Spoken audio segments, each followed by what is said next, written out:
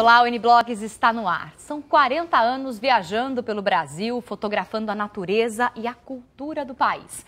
Trabalho que rendeu 41 livros e mais de 50 prêmios nacionais e internacionais. Eu recebo hoje aqui um dos precursores da fotografia na natureza no Brasil, um dos mais importantes fotógrafos da atualidade, Araquém Alcântara. Técnica, sensibilidade, Araquém vai falar sobre o papel do fotógrafo no retrato da realidade. E para falar de cultura, comportamento e atualidades, participa do N-Blogs de hoje o blogueiro do portal R7, André Forastieri, outra alma sensível para incrementar o nosso bate-papo. Boa noite aos dois, obrigada pela participação no N-Blogs. Araquém, é um privilégio ter você aqui, Obrigado. Um dos fotógrafos renomados brasileiros, livros, infinitos livros maravilhosos. Para você, uma imagem vale mais do que 1000 palavras? Vale. Mas é bom que tenha um bom texto também. É bom que ela esteja acompanhada de um bom texto. Nesses livros todos já tenho percebido que depende muito do momento, do que você quer dizer para acompanhar, da sua parceria também, né? Nesses últimos 2 livros, esse que foi o Sertão Sem Fim, que foi finalista do Jabuti, e da Fundação Conrado, do prêmio da Fundação Conrado Wessel, eu fiz uma associação com o Éder Chiodeto. O Éder, eu passei para uma outra pessoa a narrativa. Escolhi separei 1000 fotos da produção e o Éder fez a narrativa. Quer dizer, eu acho que foi um ping-pong bem legal. Deu para complementar bem as porque imagens. o Éder é realmente uma pessoa, um curador e um crítico de fotografia extraordinário. Inclusive, é ele que está organizando o último livro que você lançou, é isso? Exatamente, o Araquém Alcântara Fotografias. Que é um livro um pouco mais autoral, dá para dizer isso, um pouco mais maduro? Sem dúvida. Os últimos 41 livros foram temáticos, com uma forte carga ideológica, política, de pensar o Brasil, não só mostrando a beleza, como mostrando os horrores desse país, os crimes cometidos contra a natureza, sempre temáticos. Agora, esse surgiu assim como uma coisa assim, sem um trabalho, sem mensagem específica. Sem um tema pré-determinado? Mas imagens das cenas brasileiras, escolhidas pelo Éder, de uma produção dos últimos 2 anos. Todo em preto e branco, em tritone, com papel italiano, é um papel rude, uma coisa crua, assim, né? Valorizando mesmo o percurso da luz.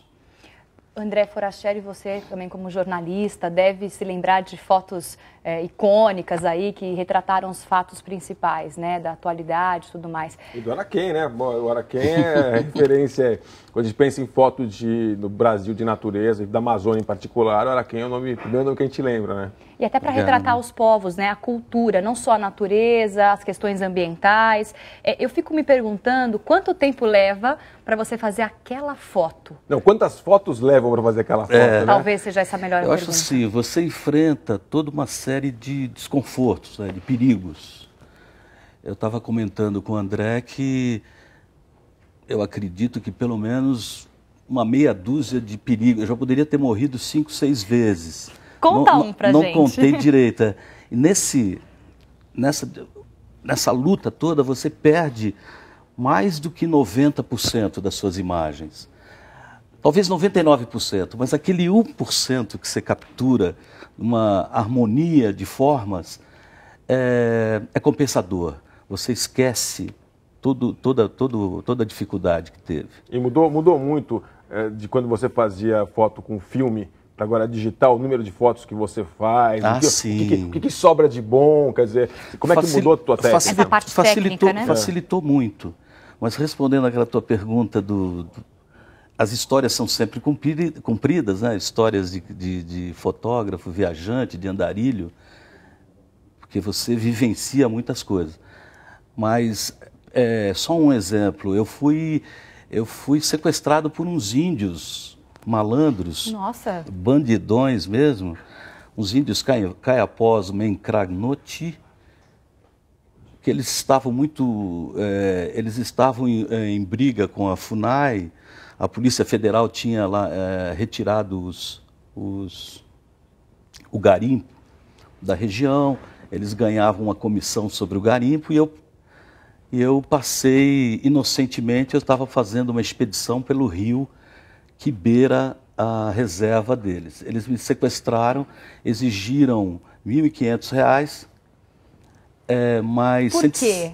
Porque você entrou no território deles. Porque eu estava passando pelo rio, eles estavam sequestrando todo mundo. Por sacanagem mesmo. E são 60, é uma aldeia chamada Aldeia Baú, que fica longe da outra reserva, Caiapó.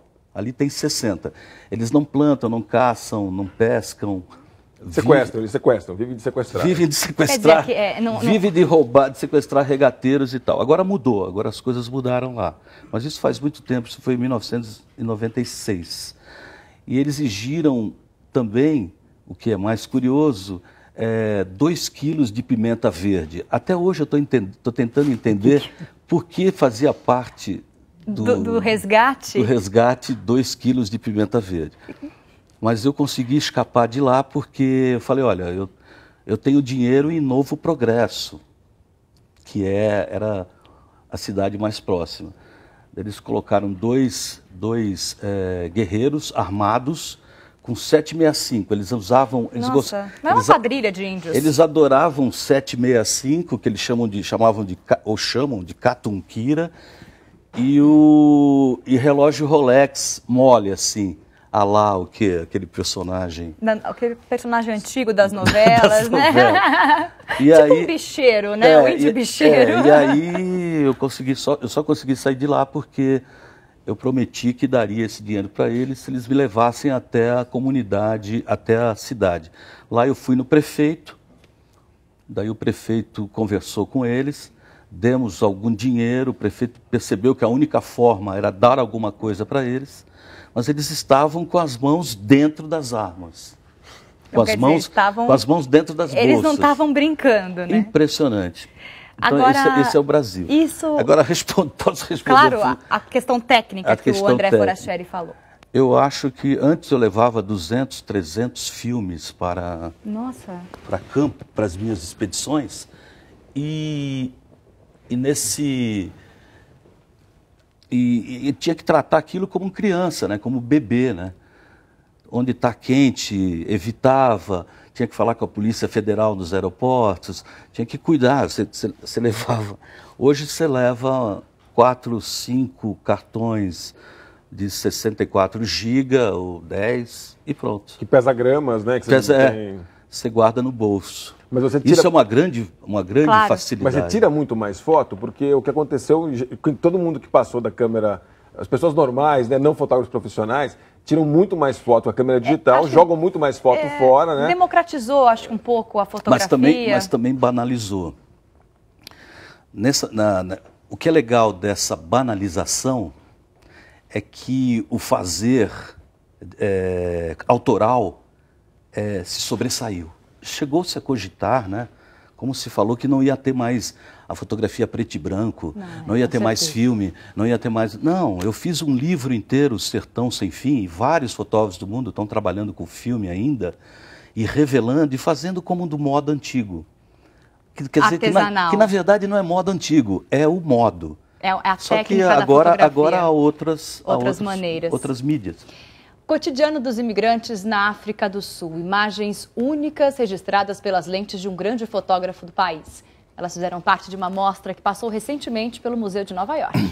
A calma e presença constante nas minúsculas casas de trabalhadores, registradas pelas lentes do famoso fotógrafo sul-africano Zweletu Mtetwa. Com o título Zweletu Mtetwa, Exibições Interior, a mostra leva os visitantes a construir um olhar incomum do cotidiano de trabalhadores que vivem perto de Joanesburgo, na África do Sul. Para a curadora do museu, Naomi Beckwith, Zweletu Mtetwa viajou pelas cidades da África e, através de fotos, construiu uma narrativa da vida desses trabalhadores.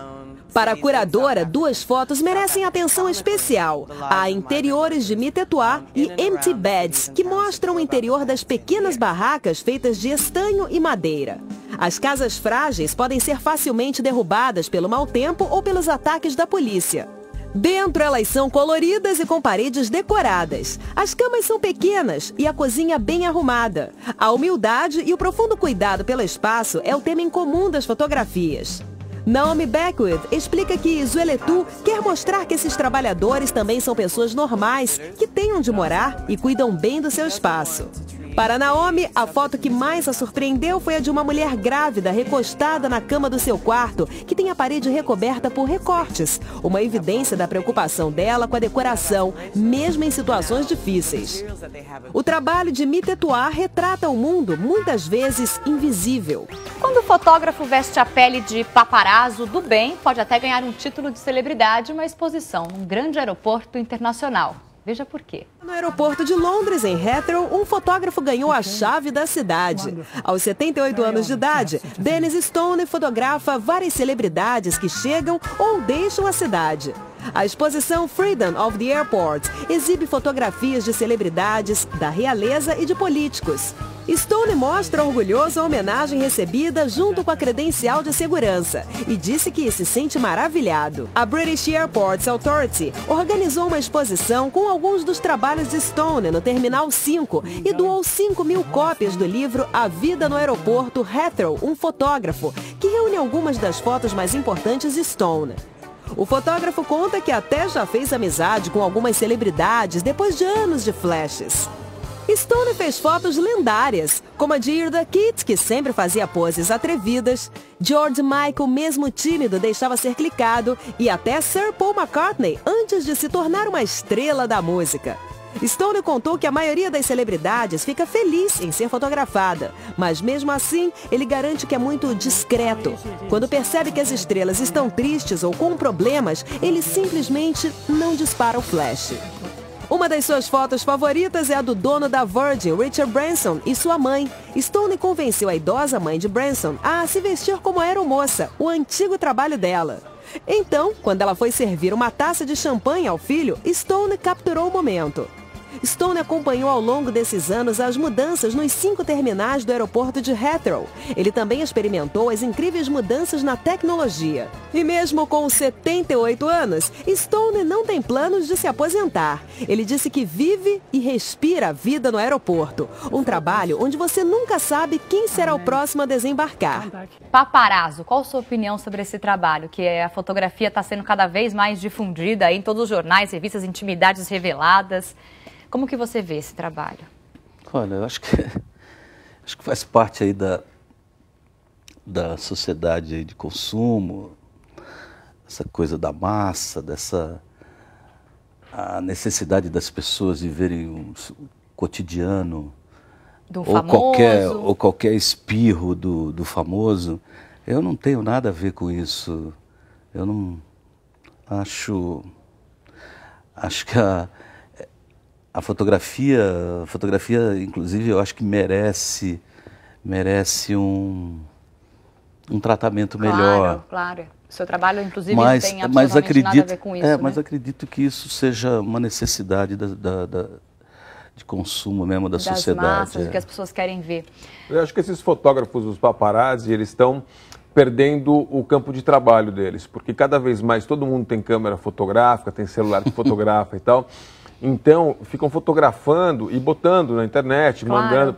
Tem um jornal mais forte da Alemanha, que é o Bild. Eles fizeram uma coisa nova muito interessante. Eles publicam fotos que os leitores mandam, pagam pelas fotos, e os melhores fotógrafos que fazem mais sucesso, amadores, né? Eles ganham câmeras digitais Full HD com a marca Bild, que faz vídeo também, e ganham senhas para publicar diretamente e são remunerados por isso. Então, para que fotógrafo, né? Para pegar a celebridade escorregando ou tomando um tombo, fazendo compras, né? Você não precisa de um grande fotógrafo, você precisa de qualquer um que estiver lá esperto, né? Já resolve. Com certeza. Mas é completamente diferente de... lógico, de um trabalho apurado, aprofundado, e mesmo da fotografia de celebridades. Quer dizer, você tem até um livro que eu comprei esse ano, que eu adorei. É um livro que são fotos de cinema feitos pela fotógrafos da agência Magnum. né, que é uma das maiores agências Magnum do mundo. Fotos. Então você vê assim, tanto fotos, são sempre fotos de bastidores, né? Bastidores de festival, bastidores de produção, em 50 anos. Você vê, é incrível, claro. É delicioso você ver isso, né? É uma foto de paparazzo. No sentido que pega a pessoa, ela não está posada, ela não está photoshopada, não tá nada, não tem aquela iluminação para deixar a pessoa mais isso ou mais aquilo, né? Ela revela aquele momento, mas não tem essa coisa obsessiva de a pessoa está na praia, se arrumando biquíni. Claro. E bem assim, né? Uma coisa que acaba agredindo a própria pessoa que é fotografada e muitas vezes é espalhado aí na internet e acaba prejudicando até a imagem de quem foi fotografado. Mas também você quer saber, isso eu tenho uma opinião que é assim, essas pessoas que reclamam de que foram pegas ali e tal, meio com uma gordurinha de fora e tal, são as mesmas pessoas que o tempo todo estão atrás da mídia para aparecer, para ser fotografada, assim, eu vou separar, então chama o fotógrafo, agora eu vou chorar porque eu separei, chama o fotógrafo, agora eu estou casando de novo, e daí reclama quando os fotógrafos ficam atrás, entendeu? Então, quem mais reclama, quem mais depende também. Agora, André, a gente falou antes do intervalo que você tinha dicas dos melhores livros de 2010 que você leu, na sua opinião. Fala um pouquinho disso pra gente, sobre isso. Na verdade foi o seguinte, em julho eu fui viajar um pouquinho e aí eu deixei uma série de textos no meu blog, livros que fizeram minha cabeça em algum momento, né?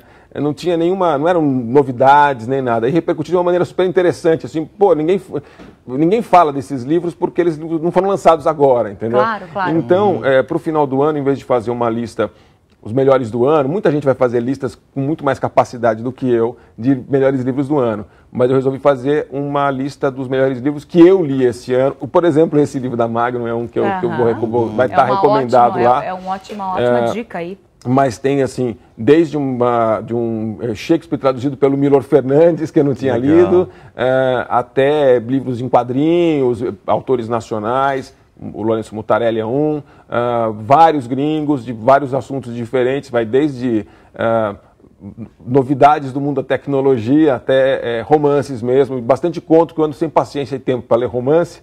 Comecei a ler um pouco mais de conto. Quer dizer, você gosta de tudo, né? Você ataca nas 11, né? Eu sou onívoro, eu não tenho preconceitos. Isso é ótimo, porque você amplia os horizontes. Eu te indicaria um belíssimo livro, em alguma parte do Ferreira Goulart, recém-lançado, mas uma preciosidade, uma maravilha. Legal.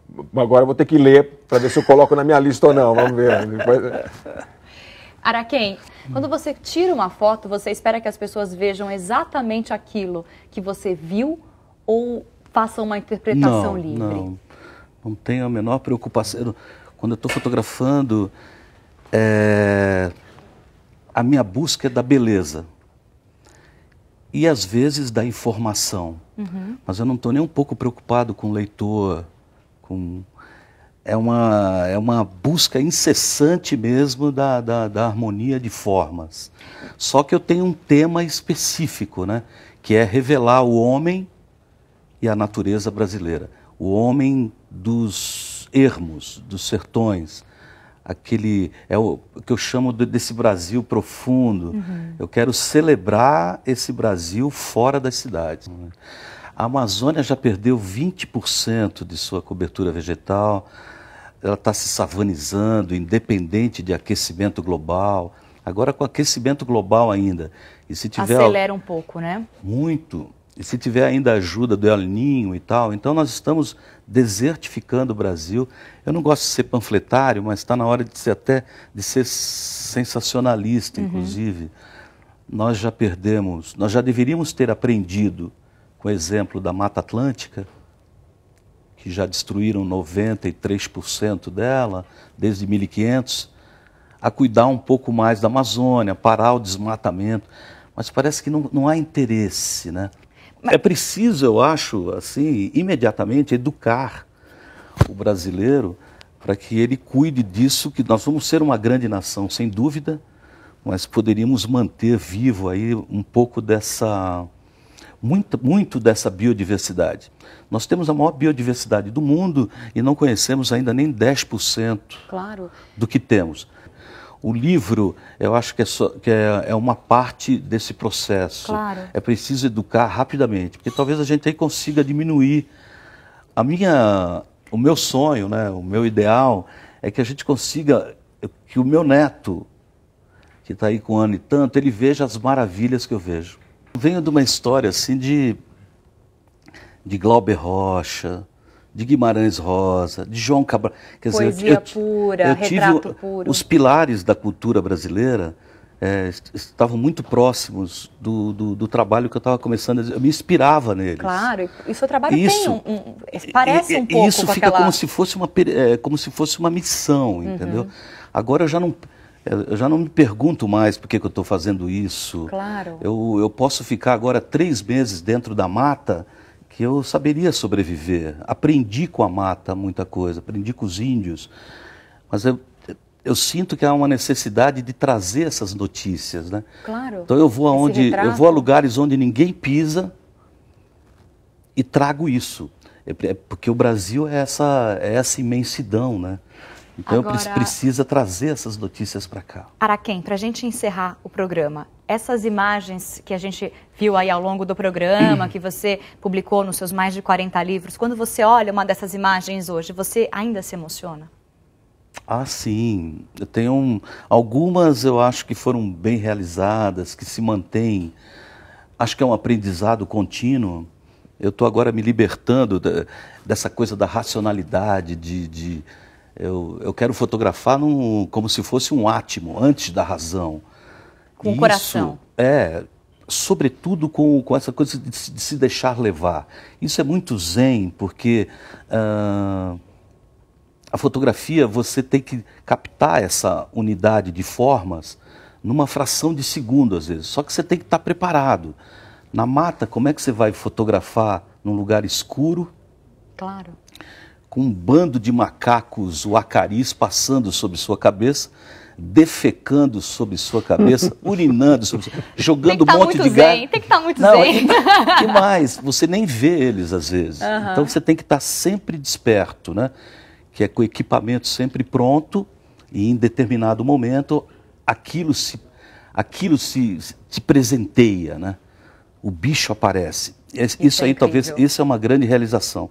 Eu considero até uma experimentação mística, quando você encontra a beleza assim, na natureza. Deve ser paralisante. Na natureza selvagem é um negócio impressionante. Maravilha. Mais de 40 anos de trabalho, fotografias impressionantes. Você com certeza já ouviu falar muito e vai continuar ouvindo falar de Araquém Alcântara, que esteve com a gente hoje aqui no N-Blogs. O programa vai ficando por aqui. Agradeço a participação do blogueiro de hoje, André Forachieri, do Portal R7. Entre no blog lá do André, pegue as dicas dos livros e muito mais. E também agradeço a participação de Araquém Alcântara, contando um pouquinho da sua história, essa poesia e essa antropologia brasileira. O N-Blogs de hoje fica por aqui. Mande sugestões para o nosso Twitter. Siga N-Blogs TV. Amanhã a gente está de volta. Tchau.